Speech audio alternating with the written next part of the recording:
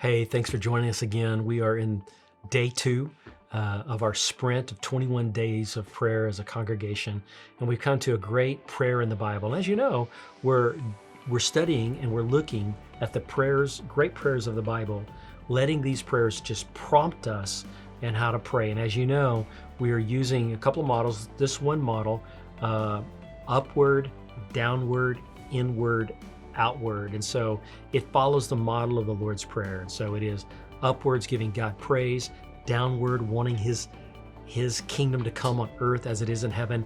Then inward, we're dealing with these issues of God, help us in our time of need, give us our daily bread, help us to forgive those who trespass against us, and then lead us not into temptation. Then outward, man, we want to live for the victory of the Lord. So it's kind of a 4x4, just like the music, you know, dun, dun, dun, dun. So upward, downward, inward, outward. And so here's an opportunity to do this. And so the story we have this time is 1 Samuel chapter 1, verses 9 through 18. And you know, this is the story of Hannah. She was married to a priest. He had two wives, which is unfortunate, but he had two wives. And one wife had a child, but Hannah did not. And she was always made fun of. And of course, she wanted a child desperately bad, and her heart was broken.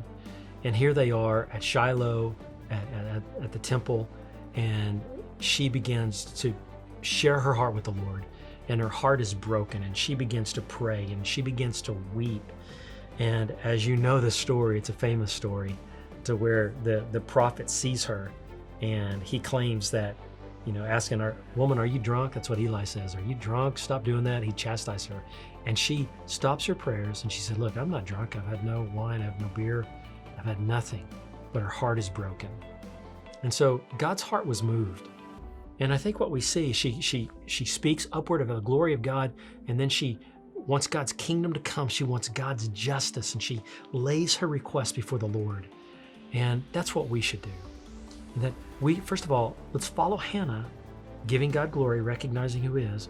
Well, let's follow her in being very, very honest with our brokenness, our hurts, and our pains. That's a constant theme among many of these prayers, of truly being honest. And let me ask you this.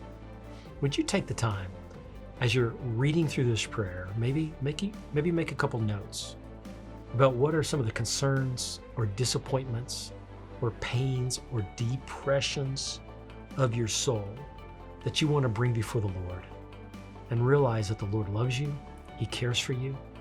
You might be burdened about someone else in the church, or maybe a neighbor, someone who doesn't even attend our church, or maybe for our country in this time of just strange things that we're going through.